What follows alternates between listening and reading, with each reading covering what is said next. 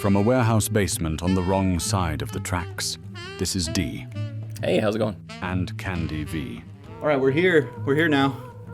Episode 1, Egg on My Face. Welcome to Planet Earth. Thank you. Yeah, we're usually gathering here to talk about cinema. Movies and whatnot. You're often appearing on camera to speak about video games. But when the camera's off, you and I are largely... Gay lovers. Yeah. Well, who says the camera's off for that part? Oh, that's You know true. what I mean? No, that's true. That's true.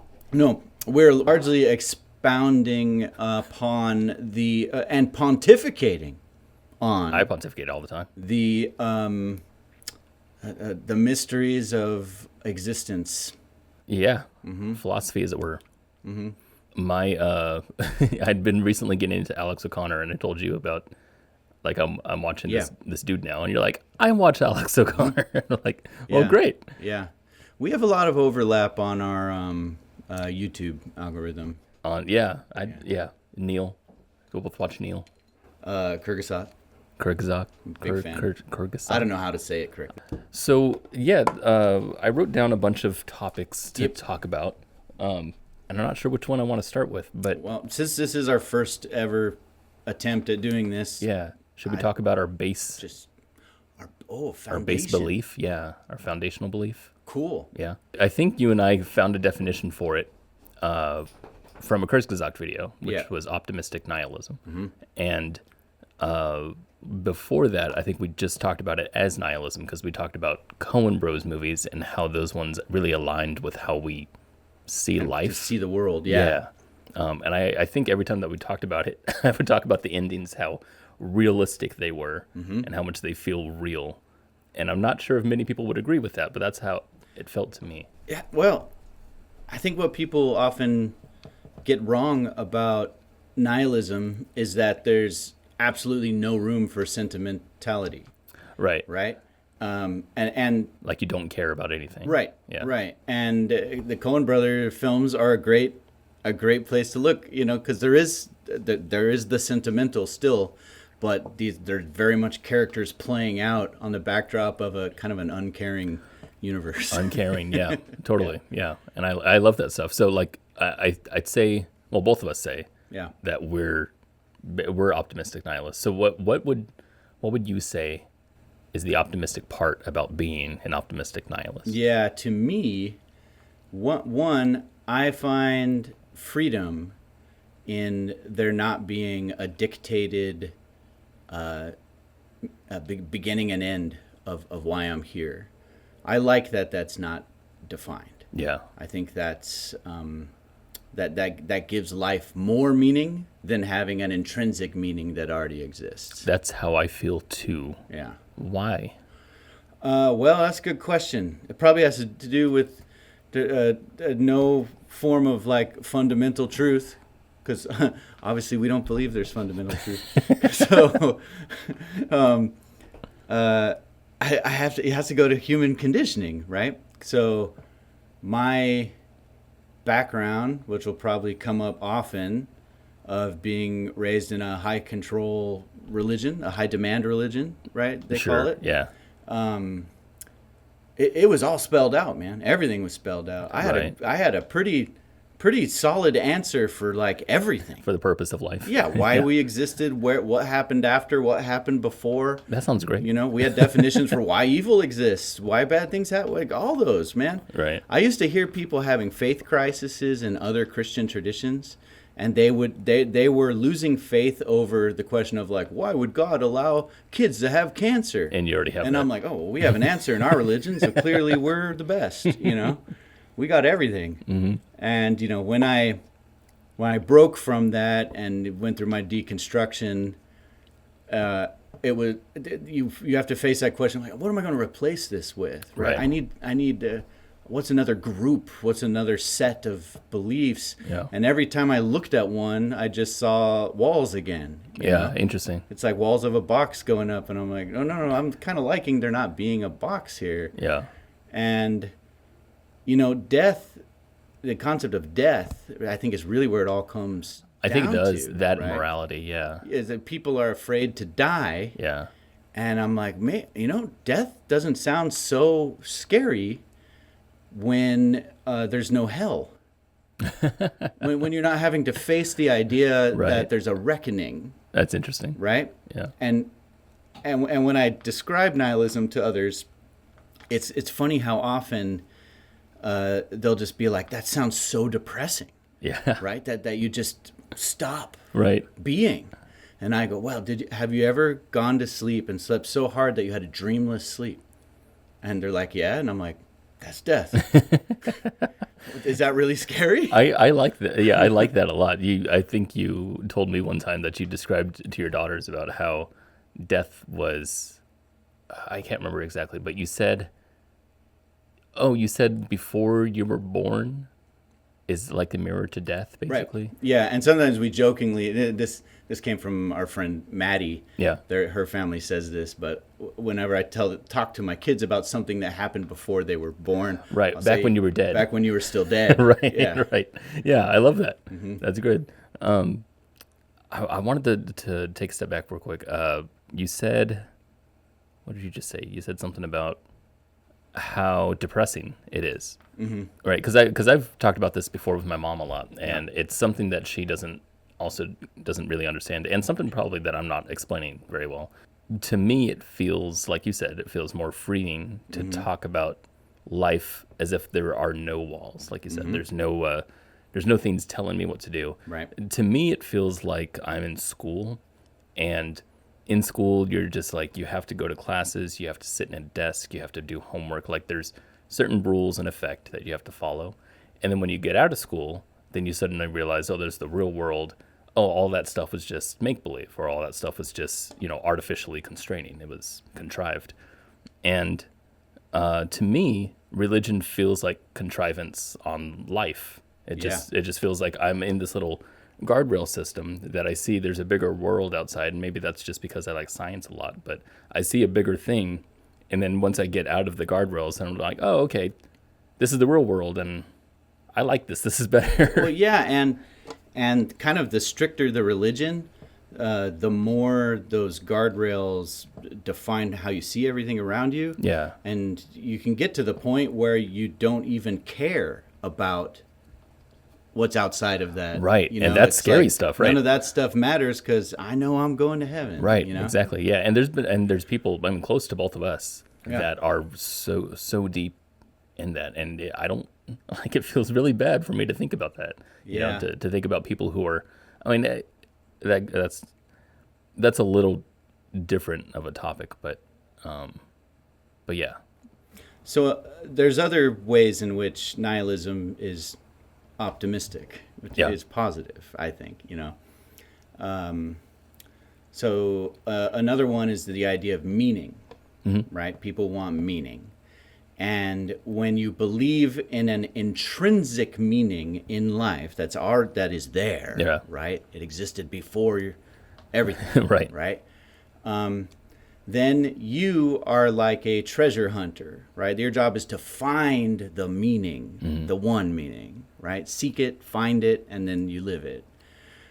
But for the nihilist, it's not find the meaning. You're not a treasure hunter. It's more like you're an artist. Right. You create the meaning. Right. You are going to sculpt it or paint it yourself, and whatever it is for you. Yeah. That's exactly how I feel. Right. I like being the creator as opposed to the hunter. Right.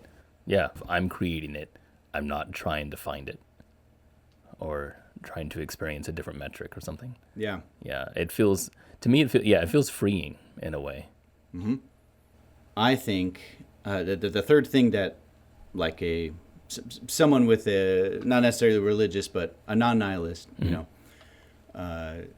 they don't like that in nihilism, or they claim that in nihilism you lose the miraculous, the awesome awe and wonder of a God existing and that cares about you. Oh, yeah. Right? And that you matter, right? You're important. You have importance in this big machine. Right. And so nihilism is viewed as like the opposite of that.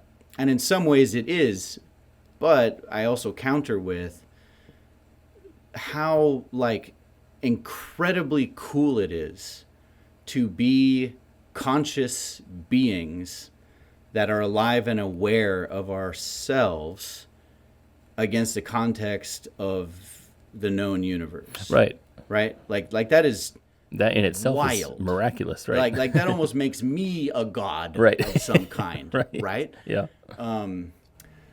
And I forget who I heard it from first, but the image of being the sensory organs of the universe, right? Oh, that's neat. Because we're all part of it. Yeah. We're all just what has come up out of supernova long ago. Right. Right? And so we're all a piece of the universe, and we're the pieces that can see itself. Right. Right? And that's as close to a consciousness. It's like we're a distributed consciousness of the growing universe. That's pretty dang miraculous. That's and pretty cool. awesome. Yeah. Yeah. That so is. I got, that's strike 3 for spirituality and religion. There you go. Nihilism for the win. I'm a very happy little nihilist. I love the, speaking of Coen brothers, the nihilists. The Germans in You're right. The Big Lebowski. They're nihilists, yeah. Don't mess with them. They're nihilists. They don't believe in anything. They don't believe in anything. I'm not arguing for nihilism here. I'm just talking about different mindsets and how we identify with the way that our brain works. Like, I feel really comfortable being an optimistic nihilist, but I know someone like my mom would not. Right. Right. And both points are valid. Both mindsets are valid. And so I'm just like, I have trouble trying to say to others, hey, consider nihilism. Yeah, no, for sure. Because it might not work for everybody. Yeah, we were just talking about this. Like, what is the value of being right? Right. And it really is there. And where does it matter? Yeah. And when does it become like an ethical obligation? Right. We were talking about that, yeah. Because there's plenty of like sociological research that will indicate that living a life within a religion is very good for you. Sure, yeah. And can make you very happy. And if we start from the postulate that our purpose for existing is to just be happy, then okay, I guess that's the right path for you. Right. Right? Right. Then you should do that. Right.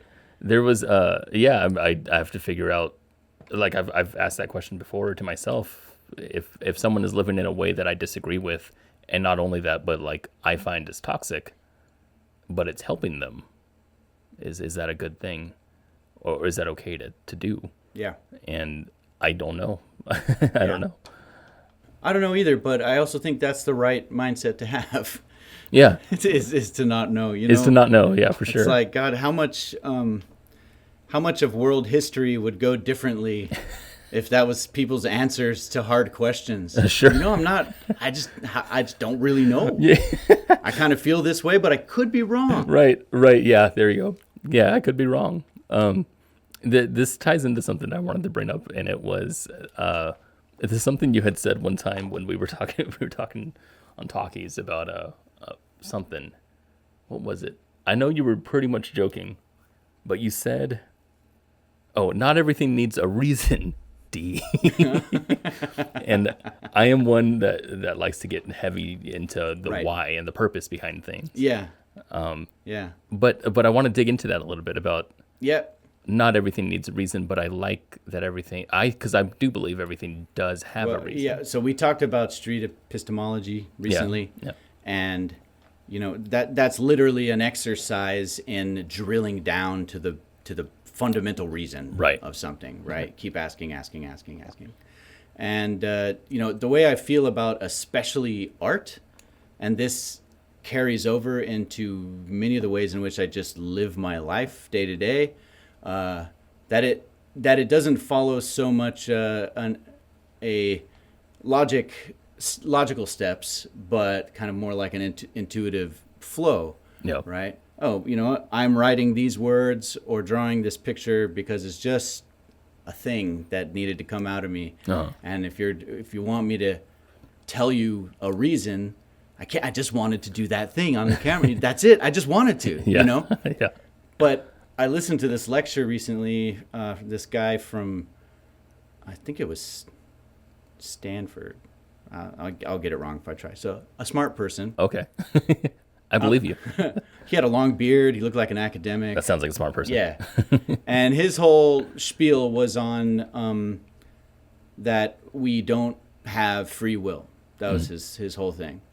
And he made the best case for that I'd ever heard. Caused a momentary crisis inside my brain. And then I went, oh, actually, that makes sense. And I get it. And now I'm cool with it.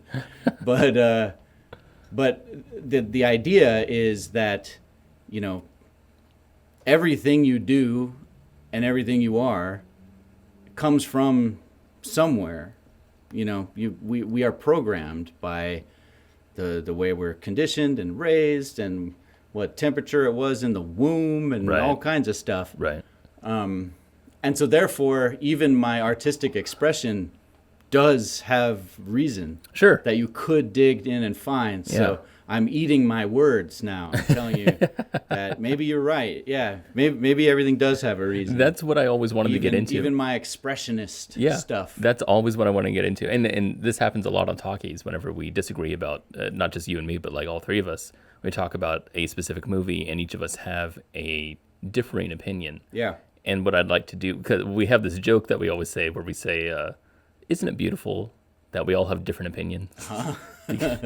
And because it's like, it's one of those things that that you recognize that each human is unique and whatever, the new age bullshit. But like the idea of saying that kind of negates the purpose of talking about It's thought anymore. stopping. Right. But I do like the idea of asking why again, right? Like you said, kind of like epistemology, where say I have say we both acknowledge that there's a color, royal blue, and I really, really like it, and you really, really hate it.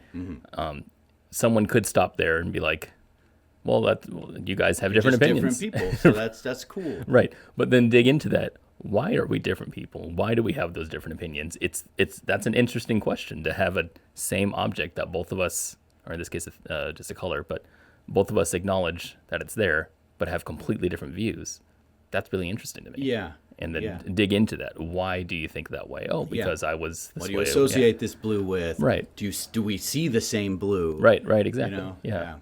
Yeah, that's the kind of stuff that I want to dig into. So yes, I would say everything has a reason, even if we don't know what it is. Yeah. If everything does have a reason, then would you agree that there's no free will? I already, my view on free will is that free will is an emergent system from determinism. So determinism is where particles have trajectories and whatnot, and they all move the way they do and produce what we believe is existence. And whatever actions that we take is just an emergent value of that existence. So free will is what it is. I don't think it matters whether we have it or not. It's just an emergent property. Yeah. That's my view. Interesting. Nihilism and destiny. And destiny. Both existing at the same time. Yeah, kind of, yeah. In a way, it is destiny, yeah. Or fate. Yeah. People would say that super determinism is another mindset you can get into, where you think about, or another philosophy you get into, where you think about if you were to be able to measure like the exact location of electrons in atoms, or the exact spins of quarks or whatever, that you can get down to the most fundamental level, measure everything within a closed system of some sort, you'd be able to determine everything. Yeah, you'd predict everything that happens. Yeah. Yeah. That's super determinism, which I'm not exactly sure of, because at the moment in quantum mechanics, we're not even sure how subatomic particles move exactly. Sure. So free will off of that doesn't really make any sense to me to talk about in terms of, do we have it? I think most people like the idea because they think, oh, if I don't have free will, that means someone else is controlling me, but that's not, I don't think that's what it is. You just did something important that should be a ground rule for this show. What's in that? the future? Is that you referenced, we're in a philosophy conversation, Yeah. and you referenced quantum mechanics as something that we just don't understand. That's as far as we're allowed to go. Yeah. All right. I've seen too many philosophy conversations where people are like, well, according to quantum mechanics. And I'm like, what are you? You're just blowing smoke out your ass. You don't know what you're talking about. If you have anything that like you just don't understand, you just because quantum mechanics. Yes, entanglements. There's actually a really interesting idea when I was in my 20s, my early 20s, that I discovered quantum mechanics, and of course that made me think, oh, everything's possible at that point. Right. It supported my fear of death at the time. Okay. And there's this thing called quantum immortality. Have you heard about that before? Maybe. Go on. It's where your personal experience of life is immortal. Now, this is unprovable, and that's the reason why I probably liked it at the time. Love those things. Because oh shoot, man, I'm gonna butcher this, but the idea is that our experience continues, right? And say if there's branching universes, because that's the way Copenhagen talks about what do you call it, subatomic particles, and the way that they travel, that they all travel at all times, at all different universes all the time. And so when that happens, whatever trajectory you're on, whatever universe you're in, is the one that is consciously being experienced, and the other ones are the ones in which your body dies. Right? Okay. So you can never die consciously because your conscious is always active. Now, what that entails for a person, like maybe in all of our own worlds in a solipsis kind of thing, kind of view, maybe there's a point to where we just literally live forever. But I have to think about like the age of the human body, and like, okay, when I'm 80 years old, I'm sure I'm not going to be still alive around, 85 or 90, 110, whatever. I don't think it's going to go beyond that, but who knows? I find conjecture like that reminds me a lot of what fans of certain IP movies, what you would call headcanon. It's headcanon for reality. That's what that is. Reality headcanon. Yeah, well, it's one of those things that it's popular in young philosophy because it's a really interesting idea, but it's completely unprovable. Like young people? Young people. Okay, not like young Ian? No. Carl Jung? Not Carl Jung, no. No. Young with a Y. I never knew, is that how you pronounce his name? Yeah. Is Jung, not Jung? Dude, he's a white guy. I always thought, when I was in like college, I thought he was Asian. Isn't Nietzsche white? Yeah. That's a weird fucking name. Is it Russian? French. It's French? I think so. Nietzsche? But has a Z in it? You know what? I don't know anything. I'm not. I just like talking about this stuff, but I'm not that smart. I don't know shit. Nitch. I don't fucking know anything. I know his first name is Friedrich, not Frederick. There it is. He's German. Sure. My apologies. He is very white. He's super white. Yeah. Nietzsche is a strange name. When I saw Carl Jung's name in textbooks, I thought it was Carl Jung. I thought it was Jung too. Like, he's a Chinese guy. Or Jungian. Yeah. Jungian philosophy. Yes. Yeah. Yeah, but look at me making assumptions. Wow. Egg on my face. Wow. That looks like you're pleased with this. Egg on my face. Egg on my face. I like this egg on my face. It's my favorite. Ooh, egg on my face. Yeah, we went there. Oh, please. More egg on my face. More egg. What do you call that when you like want to be embarrassed for being wrong as a kink? I don't know what that is. Call it the egg on my face. The egg on my face. Face kink. That's funny. Yeah. Cringe kink. You're gonna set up some role plays where you get something wrong. And then your dom just makes fun of you for being wrong. You were wrong. There's egg on your face. Oh.